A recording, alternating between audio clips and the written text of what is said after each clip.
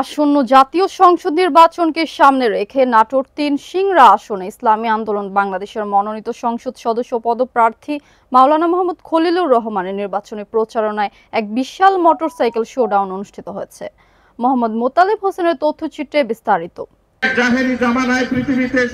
আসন্ন জাতীয় সংসদ নির্বাচনে হাত পাখার বিজয়ী হলে দেশে আইনের সুশাসন প্রতিষ্ঠা হবে বলে দাবি করছেন ইসলামী আন্দোলন বাংলাদেশের সিনিয়র নায়েবে আমির ও শায়েখে চরমোনাই মুফতি সৈয়দ মোহাম্মদ ফয়জুল করিম। বুধবার ২৪ সেপ্টেম্বর বিকাল ৫টায় নাটোরের সিংড়া বাস স্ট্যান্ড এলাকায় নির্বাচনী জনসভায় প্রধান অতিথির বক্তব্যে তিনি এই দাবি করেন। তিনি আরো বলেন, যারা নৌকা ধানের শীষ নাঙল নিয়ে ভোট করে তারা কেউ নৌকা চালাতে পারে না, ধান কাটতে পারে না, নাঙল চালাতে পারে না।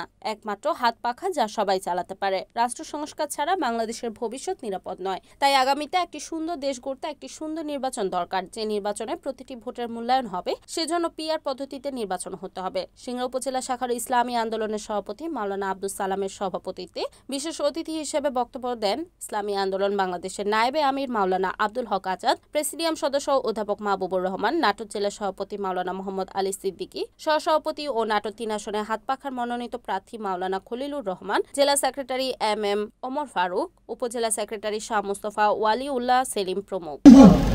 ওদের মার্কার মধ্যে ভেজাল, মার্কার মধ্যে ধোঁকাবাজি।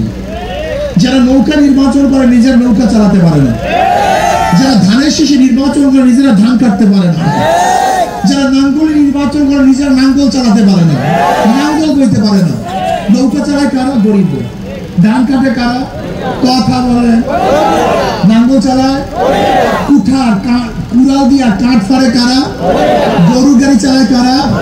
সব মার্কাগুলো গরিবদের, কিন্তু যারা নির্বাচন করে একটাও গরিব না। মার্কা সব গরিবদের, কিন্তু যারা নির্বাচন করে একজন গরিব না। ওর মার্কার মধ্যে ধোঁকাবাজি। নিজের মার্কার নির্বাচন করে নিজের মার্কা চালাতে পারে না, কিন্তু হাত পাখা এমন একটা মার্কা যে নির্বাচন করে সেও চালাতে পারে, যারা করে তারাও চালাতে পারে নাকি ভাই? হাত পাখা চালাতে পারে পুরুষরা, হাত পাখা চালাতে পারে মহিলারা। হাত পাখা প্রয়োজন ছোটদের, হাত পাখা প্রয়োজন বড়দের, হাত পাখা প্রয়োজন গরিবদের, হাত পাখা প্রয়োজন ধনীদের। হাত পাখা চালায় মুসলমান, হাত পাখা চালায় হিন্দু, বৌদ্ধ, খ্রিস্টান। তার মানে কার মার্কা ঘুমের সময় বুকের মধ্যে থাকে না। নৌকা নিয়ে কেউ ঘুমায় না, ধানের শীষ নিয়ে কেউ ঘুমায় না, নাঙ্গল নিয়ে কেউ ঘুমায় না। একটা মার্কায় যেটা ঘুমের সময় বুকের উপরে থাকে, তার নাম হাত পাখা। হাত পাখা সবাইকে শান্তি দেয়। কারেন্ট ফেল করে, হাত পাখা ফেল করে না। আমি বিশ্বাস করি হাত পাখা যদি বিজয় হয়, এই জাতি বিজয় হবে। হাত পাখা বিজয় হলে গরিবরা বিজয় হবে। হাত পাখা বিজয় হলে ধনীরা বিজয় হবে। হাত পাখা বিজয় হলে মুসলমান, হিন্দু, বৌদ্ধ, খ্রিস্টান, গোটা বাংলাদেশের যত জনসমুদ্র আছে, জনশক্তি আছে, তারাই বিজয় হবে ইনশাআল্লাহ।